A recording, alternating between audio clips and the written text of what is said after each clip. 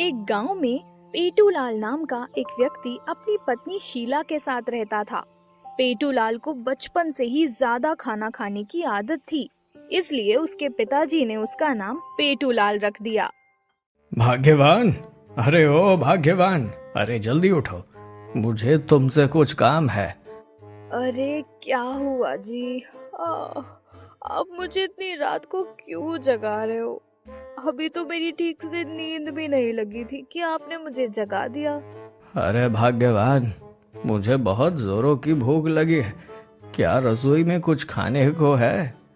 पेटूलाल के कहने पर शीला अंगड़ाई लेते हुए उससे कहती है, "अह, अरे अभी तो आपने कुछ देर पहले ही खाना खाया था, अब फिर से आपको भूख लग गई।"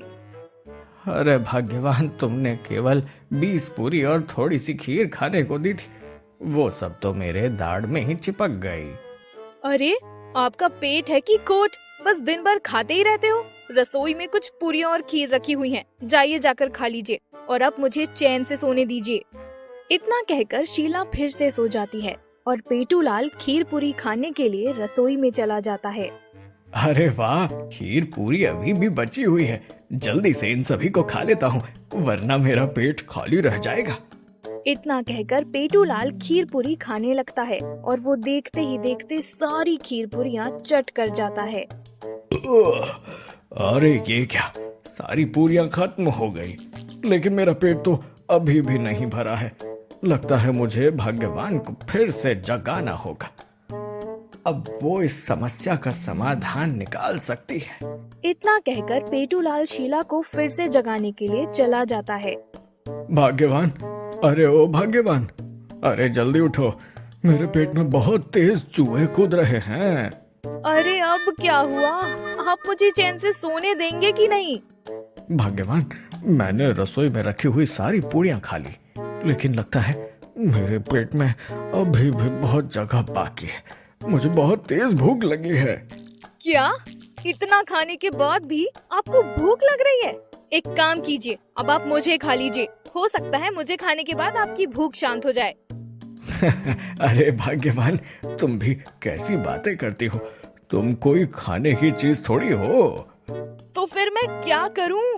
मैंने जो भी बनाया था आप सब खा गए, लेकिन आपका ये पेट कभी भरता ही नहीं है।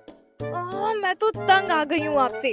कृपया करके अब आप सो जाइए, वरना मुझसे बुरा कोई नहीं होगा।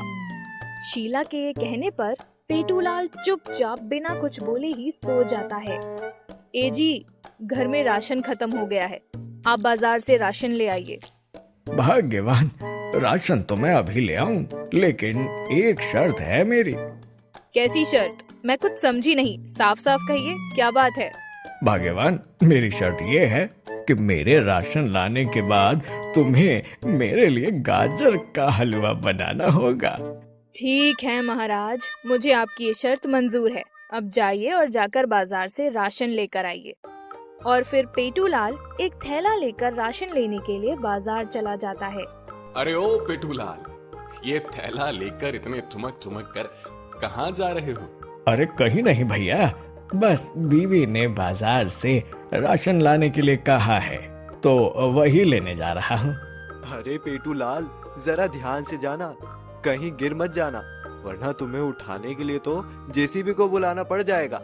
उस व्यक्ति की ये बात सुनकर पास ही बैठे सारे लोग जोर जोर से हंसने लगते हैं। ज्यादा मत बोल, अगर तुझ पर बैठ गया ना तो तेरी टमाटर जैसी चटनी बन जाएगी, समझा? अरे अरे भैया, नाराज काहे होते हो? हम तो बस आपके भले के लिए ही कह रहे थे। ठीक है, वो तो शुक्र करो कि आज मेरा दिमाग शांत है, वरना तुम सबको आज पटक पटक के मारता। थोड़ी दूर चलने के बाद पेटूलाल को एक बच्चा दिखाई देता है जो आइसक्रीम खा रहा था। अरे वाह, आइसक्रीम! आइसक्रीम तो मुझे बहुत पसंद है। ऐसा करता हूँ, मैं इस आइसक्रीम को इस बच्चे से छीन लेता हूँ। हाँ। इतना कहकर पेटूलाल उस बच्चे की आइसक्रीम को छीनकर खाने लगता है और वो बच्चा जोर जोर से रोने लगता है। मम्मी जल्दी इधर आओ, इन अंकल ने मेरी आइसक्रीम छीन ली। अरे क्या हुआ बेटा, तुम रो क्यों रहे हो? आखिर बात क्या है? मम्मी, इन मोटू अंकल ने मेरी आइसक्रीम छीन ली, मुझे मेरी आइसक्रीम वापस चाहिए। अरे ओ पेटूलाल भैया, आपको थोड़ी भी शर्म है कि नहीं? बच्चे की आइसक्रीम छीन कर खाते हो। अरे कुछ तो शर्म कर लिया करो। अब क्या बताऊं भाभी जी, मुझे सुबह से बहुत जोरों की भूख लग रही थी और ऊपर से भाग्यवान ने मुझे राशन लाने के लिए भेज दिया, और जिससे मेरी भूख और बढ़ गई और मुझे आपके बच्चे की आइसक्रीम खानी पड़ी। अरे तो भूख लगी है तो घर पर खाना खाइए ना, मेरे बच्चे की आइसक्रीम क्यों खा रहे हो? खामखा ही उसको रुला दिया। अब जाइए यहाँ से। और फिर पेटूलाल वहाँ से पतली गली से निकल जाता है। अरे ओ भैया, मुझे 5 किलो चावल और 2 किलो दाल दे दो। अरे लेकिन पेटूलाल भैया, इतने से राशन में आपका क्या होगा?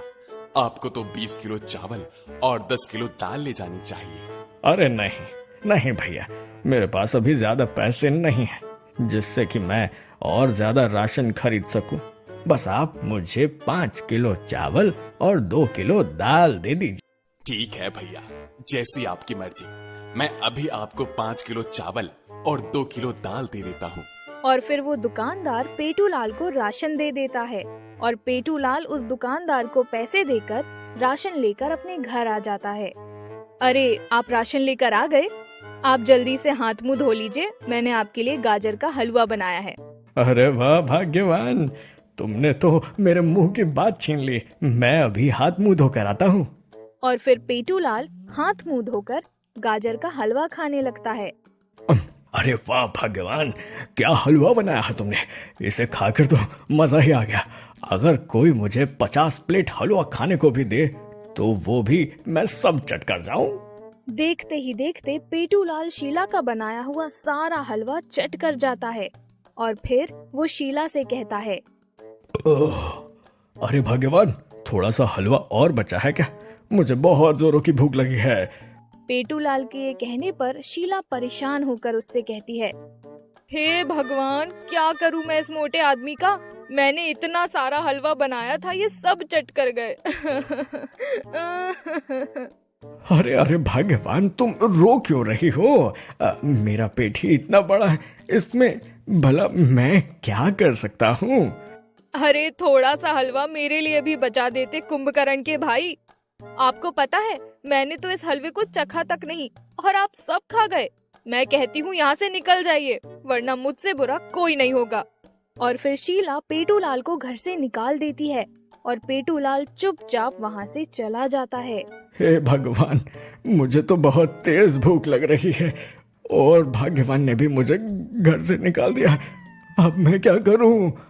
पेटूलाल ये कह ही रहा होता है कि तभी उसके सामने कैलाश नाम का एक व्यक्ति आ जाता है और वो उससे कहता है, अरे ओ भाई, क्या तुमने पंडित जी का घर देखा है?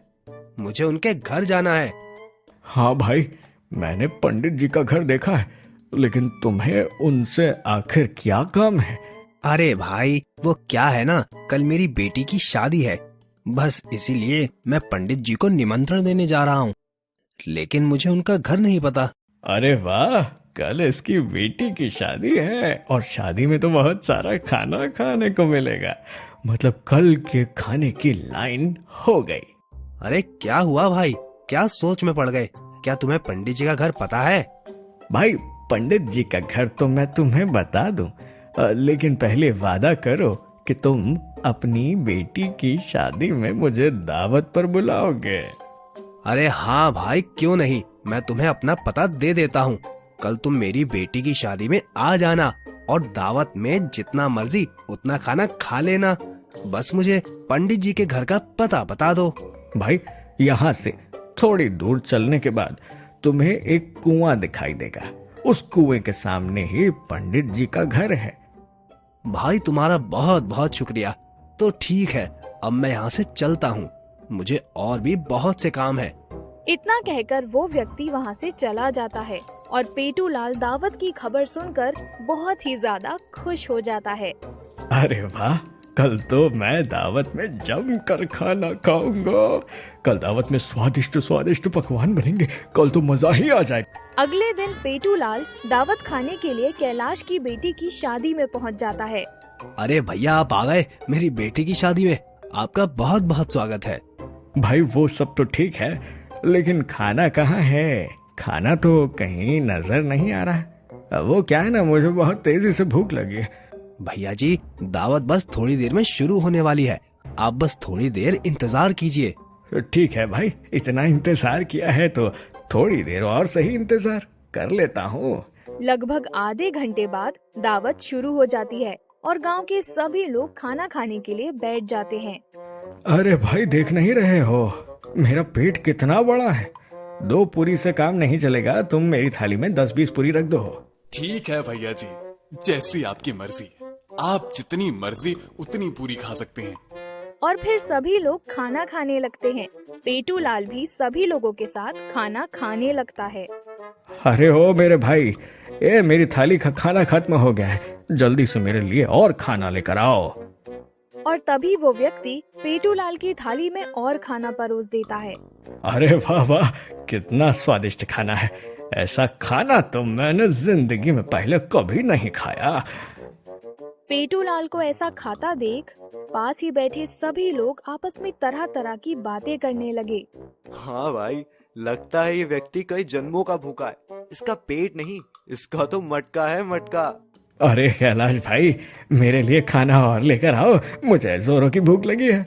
हे भगवान, मेरी तो मती मारी गई थी जो मैंने इस मोटू राम को अपनी दावत पर बुला लिया। 100 लोगों का खाना अकेले ही खा गया, लेकिन फिर भी इसकी भूख शांति नहीं हुई। कैलाश ये कह ही रहा होता है कि तभी उसके पास उसकी पत्नी कल्पना आ जाती है और वो उससे कहती है, ए जी, आपने किस पेटू राम को दावत पर बुला लिया? दावत का सारा खाना अब खत्म होने वाला है, फिर हम बाकी मेहमानों को क्या खिलाएंगे?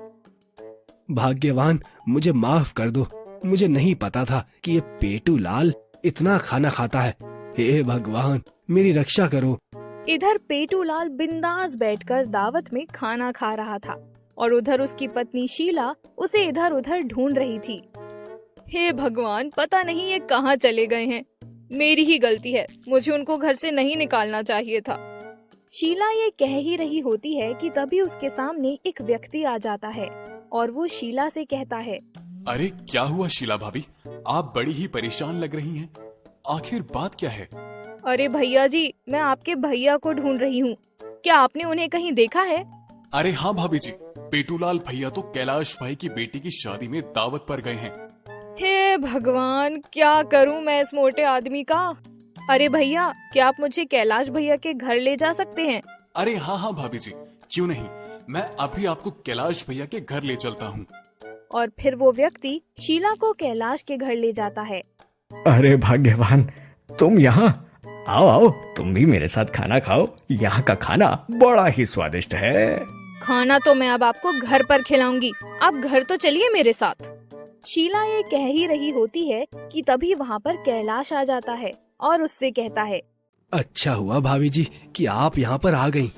पेटूलाल भैया को यहाँ से ले जाइए, वरना दावत का सारा खाना खत्म हो जाएगा। कैलाश भैया, आप चिंता मत कीजिए, मैं अब सब संभाल लूंगी। और फिर शीला एक डंडा लेकर पेटूलाल के पीछे पड़ जाती है। अरे भाग्यवान, अरे मुझे छोड़ दो, अब मैं कभी किसी की दावत में नहीं जाऊंगा, अरे कोई बचाओ। अरे रुकिए तो सही, आपका थोड़ा सा जो प्रसाद बचा है वो तो लेते जाइए। पेटूलाल को भागता देख पास ही खड़े सभी गांव वाले जोर जोर से हंसने लगते हैं। दोस्तों, आ ही गए हो तो चैनल को सब्सक्राइब कर देना और वीडियो अच्छी लगे तो लाइक और शेयर भी कर देना और बेल आइकन जरूर दबा देना ताकि आपको नए वीडियोस की नोटिफिकेशंस मिलती रहे।